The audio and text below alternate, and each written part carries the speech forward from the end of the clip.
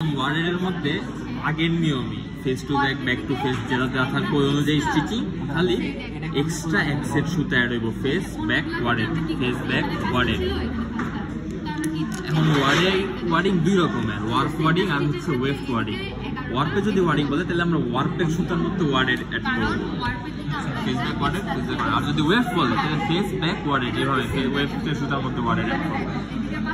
এখন ইন্টারলেসমেন্ট দেওয়ার নিয়ম আগেরটা, এই যে দেখ 5 up 3 down ফেস আর হচ্ছে 2 up 2 down ব্যাক।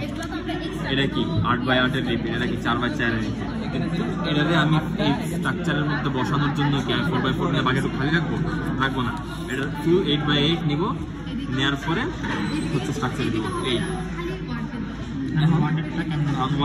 ওয়ার্ডের নিয়মে দেখে জায়গায় লিখছি আমি ওয়ার্ক ওয়ার্ডিং এর ক্ষেত্রে wording work over back wave, মানে ওয়ার্ডেড ওয়ার্ক আর ব্যাক ওয়েভ যে জায়গায় আছে জায়গায় ইন্টারলেসমেন্ট দিব।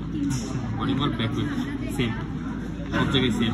এখন ওয়ার্ডেড করার সময় একটা সহজ টেকনিক হচ্ছে, আমরা ফার্স্টের যে ওয়ার্ডের সুতা আছে না, এই সুতাগুলির আগে হচ্ছে আমরা ইন্টারলেসমেন্ট দিয়ে দেবো, তাইলে ফেস ব্যাক আইডেন্টিফাই করতে সুবিধা হবে। আমি দেখ খেয়াল করে দেখ, ফেস ব্যাক আঁকার পরে আবার ফেসের ইন্টারলেসমেন্ট দিয়ে দিচ্ছিলাম ফার্স্টে, পরে কিন্তু কায়দা দিচ্ছি।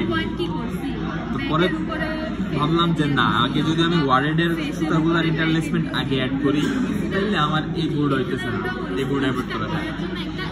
আর স্টিচিং আগে নিয়ে face over back over face, যেরকম ফেসের পরে মারবো।